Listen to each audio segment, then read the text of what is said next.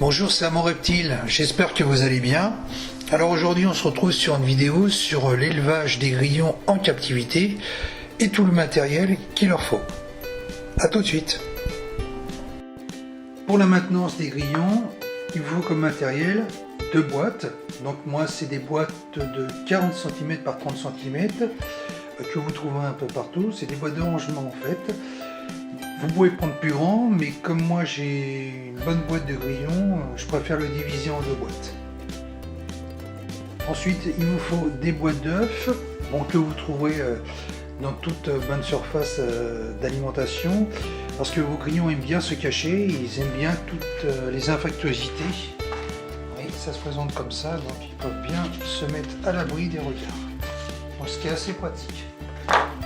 Ensuite, il vous faut donc des plaques chauffantes, ou alors vous pouvez utiliser des câbles chauffants, c'est pareil, parce que vos grillons aiment bien la chaleur, donc ça c'est vraiment important qu'ils soient dans, une température tiède.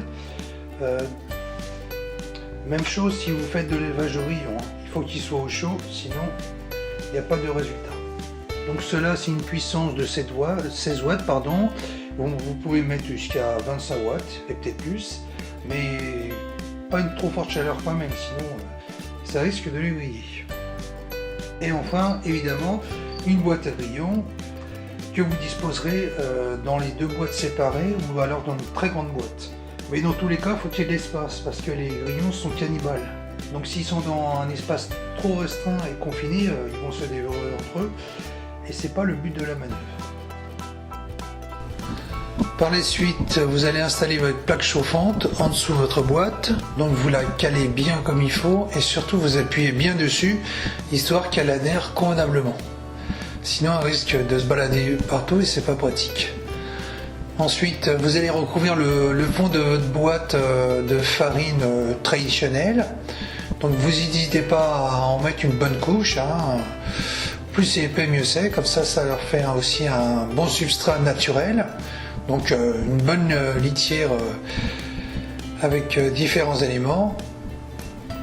Et pour finir, vous posez la boîte d'alvéoles qui leur servira de cachette. Car ils n'aiment pas toujours être à découvert, comme je l'avais déjà dit. Alors, pour la nourriture, vous disposerez sur la boîte d'alvéoles de salade rincée au préalable et bien séchée avec un surpanard. Vous mettrez aussi des carottes découpées en lamelles. Voilà. Vous pouvez également mettre des endives, mettre des courgettes, toujours nettoyées avant usage et épluchées. Mais vous pouvez aussi mettre des croquettes de chat que vous disposerez donc sur la couche de farine que j'ai disposée auparavant. Alors la dernière phase est le transfert des grillons dans leur nouveau logis. Donc pour ça, vous vous placez bien au-dessus de leur grande boîte pour éviter d'en mettre partout.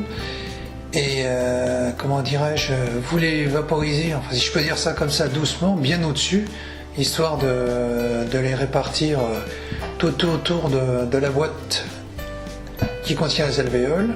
Donc prenez votre temps, on n'est pas pressé.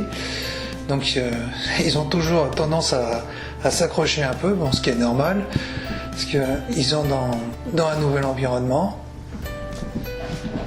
Voilà. Donc l'autre boîte qui contient le reste, évidemment, ne faites pas comme moi, fermez-la bien, parce qu'ils ont vite tendance à s'échapper. Et pour les rattraper, là vous pouvez toujours y aller. Voilà, donc je pense qu'il ne doit plus en avoir. Voilà. Donc, vous allez procéder de la même façon pour l'autre boîte. Évidemment, vous n'oubliez pas de fermer le couvercle pour éviter qu'il s'échappe.